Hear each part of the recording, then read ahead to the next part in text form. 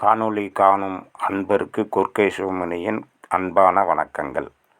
பழந்தமிழர் போல் இன்றும் தெப்ப குளத்துடன் கூடிய கற்கோவில்கள் கட்டும் பணியை பார்த்து கொண்டிருக்கின்றீர்கள்.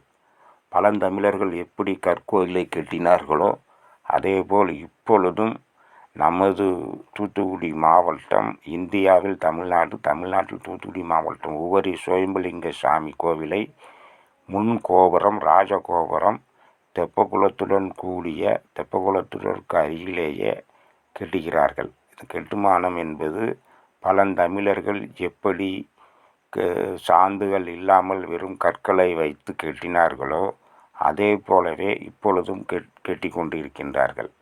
ஆகவே இந்த கட்டடக்கலை என்பது இன்று வரை தமிழகம் உயிர்ப்போடு இருக்கிறது என்பதற்கு சான்றுதான் இந்த காணொளி.